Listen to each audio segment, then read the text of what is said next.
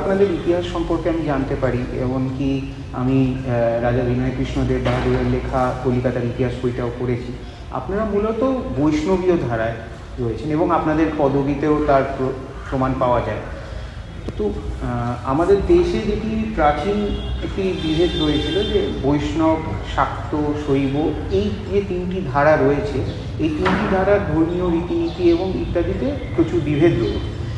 তো এই যে আপনারা বৈষ্ণবীয় ধারা, অথচ আপনারা মা দুর্গার আরাধনা আপনারা শুরু করলেন, যদি আপনারা বলেছেন যে সেই সময়ে ব্রিটিশ শাসন সদ্য এসেছে, ইস্ট ইন্ডিয়া কোম্পানি রয়েছে এবং সেই সময় হিন্দু ধর্মের একটি উত্থান বা রক্ষার জন্য আপনারা এই দুর্গাপূজা শুরু করেছিলেন। এই কিন্তু আপনাদের পক্ষে এটা কতটা সহজ ছিল বা কতটা জটিল ছিল? কারণ দুটি ধর্মীয় রীতিনীতি তো আলাদা। হ্যাঁ, ধর্মীয় রীতিনীতি আলাদা থাকলেও নগেন্দ্রনাথ পরম বৈষ্ণব ছিলেন। উনার যদি ছবিটা দেখেন, উনি দেখবেন যে ওইরকম বৈষ্ণবদের মতো মাথায় শিখা ধারণ করেছেন এবং উনি রেগুলার রোজ উনি গঙ্গা স্নান করতেন এবং ওনার আরাধ্য দেব ও বাড়িতে গোবিন্দজি, এ বাড়িতে গোপীনাথজিও, সবটাই রাধাকৃষ্ণের উপর পরম বৈষ্ণব ছিলেন। কিন্তু ওই সময়টার কথা চিন্তা করুন, জুলাই মাসে, ধরুন জুলাই মাস নাগাদ পলাশির যুদ্ধ শেষ হয়েছে, তারপরে হিন্দু ধর্মের আর কোনো বড় উৎসব নেই দুর্গাপুজো ছাড়া। এবং দুর্গাপুজোটা এত বড় উৎসব যে উৎসবটাতে অনেক বেশি করে হিন্দু ধর্মকে অনেক বেশি করে হিন্দু ধর্মকে ছড়িয়ে দেওয়া যায়। সেই জন্যে নবকৃষ্ণদেব বেছে নিয়েছিলেন দুর্গাপুজো করা। এবং শুধু তাই নয়, উনি ওই দুর্গাপুজোটা করেছিলেন প্রায় 1 মাস ধরে উৎসব করে। এবং দুর্গোৎসব ওটা শুধু পুজো ছিল না, এর আগে দুর্গাপুজো 800-900 খ্রিস্টাব্দেও আপনি পাবেন দুর্গাপুজো বিভিন্ন জায়গাতে অনুষ্ঠিত হচ্ছে। কিন্তু এখানে নবকৃষ্ণদেব দুর্গাপুজোটা সবটাই ছিল বাড়ির মধ্যে কনফাইন্ড। কারণ এটা যেমন সরস্বতী পুজো হয়, পারিবারিক একটা পুজো। নবকৃষ্ণদেব তার সমস্ত বাড়ির দরজা খুলে দিয়েছিলেন, প্রাসাদের দরজা খুলে দিয়েছিলেন আপামর জনসাধারণের জন্য। সারা সুতানুটিকে উনি নিমন্ত্রণ করেছিলেন। 1 মাস ধরে ওনার এই দুর্গাপুজো উৎসব চলেছিল, তার মধ্যে মেলা, নাচ, গান, খাওয়া দাওয়া, সমস্ত কিছু 1 মাস ধরে এই উৎসব করার জন্যেই, একটা বড় করে উৎসব করার জন্যেই দুর্গাপুজো শুরু করেছিলেন। দুর্গাপূজা তো অবশ্যই বিখ্যাত, কিন্তু আপনাদের পরিবারে তো আরও অনেক কিছু উৎসবও পালিত হয় আমি শুনেছি, যদি সেইগুলি সম্পর্কে কিছু যদি বলেন। কথিত আছে 12 মাসে 13 পার্বণ, কিন্তু শোভাবাজার রাজবাড়িতে 12 মাসে 36 পার্বণ। বৈশাখ মাস থেকেই শুরু হয়ে যায় আমাদের নানা রকম পার্বণ। বৈশাখ মাসে ঠাকুরের বৈশাখী ঝাড়া। বৈশাখী ঝাড়াতে নারায়ণকে দুপুরবেলা, যখন ঠাকুর শয়ন হয়ে যান, নারায়ণকে দুপুরবেলা একটি কলসির তলায় গর্ত করা থাকে, সেখানে বসিয়ে দেওয়া হয় এবং সেখান থেকে টপ টপ করে নারায়ণের মাথার উপর জল পড়ে। শারদাম ছিল লক্ষ্মী জনার্দন নারায়ণ আছেন আমাদের, জল পড়ে। সারা বৈশাখ মাসে এরকম করা হয়। এবং বিকেলবেলায় যখন আপনি ওনাকে ওঠানো হয়, ওঠানোর পরে নানা রকম এই সময়কার ফল দিয়ে, বৈশাখ মাসের ফল দিয়ে ওনাকে ভোগ দেওয়া হয় এবং সেই ফলটা বাড়ি বাড়ি পাঠিয়ে দেওয়া হয়, আমাদের যারা যত বাড়িতে আছে পাঠিয়ে দেওয়া হয়। জ্যৈষ্ঠ মাসে শুরু হয় মধু ঝাড়া, তখন ওই জলের জায়গায় মধু, আচ্ছা, মধু ঝাড়া, মধু পড়তে থাকে। এর মধ্যে বৈশাখ মাসে, জ্যৈষ্ঠ মাসের কোনো পার্বণ থাকলে সেগুলো যেমন ধরুন মঙ্গলচণ্ডীর পুজো, যেমন ধরুন জ্যৈষ্ঠ মাসে আর যে পুজোগুলো আছে সেই পুজোগুলো যথারীতি হতে থাকে। আষাঢ় মাসে যেমন, আমি বিশেষ পুজোগুলোর কথাই বলছি, আষাঢ় মাসে যেমন রথযাত্রা। রথযাত্রাতে আমাদের নারায়ণকেই জগন্নাথ হিসেবে, জগন্নাথ তো নীলমাধব, উনিই তো নারায়ণকে এই ঠাকুর দালানে, ওনার রথ আছে, এই ঠাকুর দালানে রথে করে ঘোরানো হয়, 7 বার ঘোরানো হয়। বাড়ির সমস্ত মহিলারা, পুরুষরা ওই রথের দড়িতে হাত দেন এবং রথে করে ঘোরানো হয়। উল্টো রথেতেও তাই। উল্টো রথেতে আবার একটা বিশেষই হয়, উল্টো রথেতে কাঠামো পুজো হয়, মানে মা দুর্গার কাঠামো পুজো। কাঠামো পুজোটা কি? কাঠামো পুজোটা হচ্ছে একটা 5.5 ফুটের বাঁশ, নতুন বাঁশের ওপরের দিকটা সেইটাকে রেখে এই ঠাকুর বাড়িরই একটি অংশে রেখে সেটাকে একদম মানে দুর্গা পুজোর মতো করে পুজো করা হয়। এবং ওই পুজোটার আরতিটা, পুজোর শেষে তো আরতি হয়, 5 রকম ইয়ে দিয়ে আরতি হয়, কর্পূর দিয়ে, শাঁখ দিয়ে, না ফুল দিয়ে, চামড় দিয়ে। তো ওই যতক্ষণ আরতি হয় ততক্ষণ পর্যন্ত রথ চলে। আচ্ছা, উল্টো রথতে ততক্ষণ পর্যন্ত রথ চলে। তারপর ওই মাছটিকে নতুন কাপড়ে মুড়ে গোপীনাথজির ঘরেতে রেখে দেওয়া হয়। এবং আমাদের বাড়ির পশ্চিম দিকে একটি অংশ আছে যেটিকে পাঠশালা বলে আমরা ছোটোবেলা থেকে জানি। এটার পাঠশালারও একটা, কেন পাঠশালা বলা হয় তারও একটা ইয়ে আছে, সেটা পরে আমি বলব।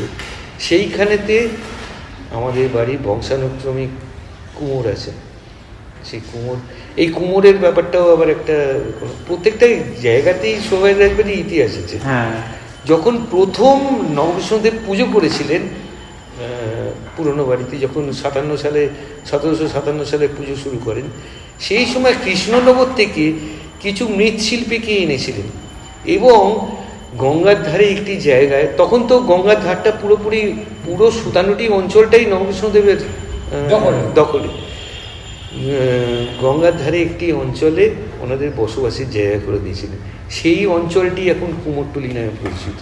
আচ্ছা, তাদের বংশ বৃদ্ধি হয়ে ক্রমশ বংশ বৃদ্ধি হয়ে আছে কুমোরটুলি। সেরকম একজন তিনি এসে এখানে আমাদের বাড়িতেই প্রতিমা তৈরি হয়।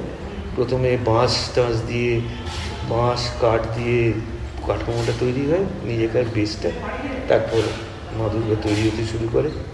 মা দুর্গার আমাদের এই দুর্গা পুজোতে আবার চলে এলাম। মা দুর্গার আমাদের উচ্চতা, চওড়া সমস্ত নির্ধারিত আছে। 15 ফুট উঁচু, 10.5 ফুট চওড়া আমাদের কাঠামো হয়। এবং পুতুলগুলো মানে মা দুর্গা, লক্ষ্মী, সরস্বতী, কার্তিক, গণেশ, আমাদেরটা আদি বাংলা একচালা ঠাকুর হয়। চাল খোলা যায়, মানে চালচিত্রটা খোলা যায়, চালচিত্রের ওপরে পটশিল্প থাকে।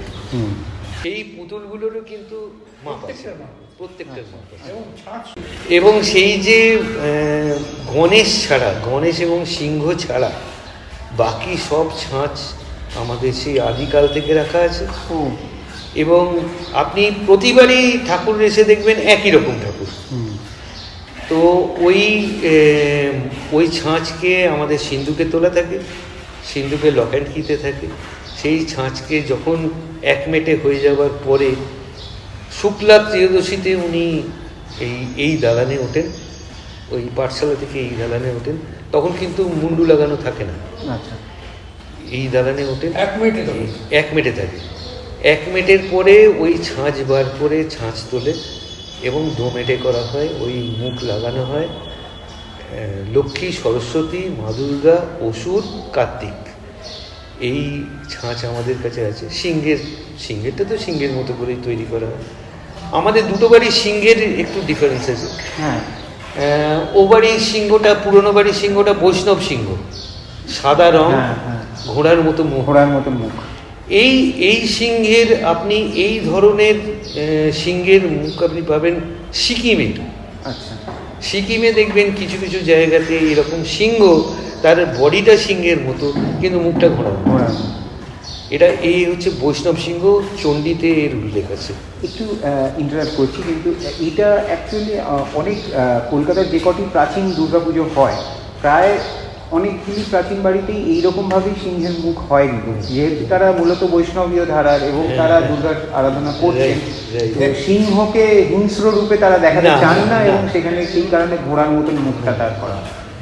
পরবর্তীকালে নবকৃষ্ণদেবের, তাহলে আবার নবকৃষ্ণদেবের কাছে ব্যাক করি। নবকৃষ্ণদেব 1757 সালে তো ও বাড়িতে দুর্গাপুজো শুরু করলেন। শুরু করার জন্যে উনি তখনকার দিনের 2 জন সুপণ্ডিত, জগন্নাথ মহামহোপাধ্যায় এবং স্মৃতি তর্ক পঞ্চানন, তাদের দিয়ে উনি দুর্গাপুজোর বিধি রচনা করলেন এবং ষোড়শ উপচারে উনি দুর্গাপুজো করলেন, দুর্গাপুজো শুরু করলেন। এবং ষোড়শ উপচারের মধ্যে একটি উপাচার হচ্ছে পাঁঠা বলি। এবং আপনি আপনার এটা যুক্তিপূর্ণ আসবে, বৈষ্ণব হয়ে কি করে পাঁঠা বলি দিত। এই সময়, এই যে দুর্গাপুজোর সময় ঠাকুর আমাদের এই যে গোপীনাথ জিউ উপরের একটি ঘরে উঠে যায়, আচ্ছা, পূর্ব দিকের একটি ঘরে উঠে যায় এবং এই দালানে তখন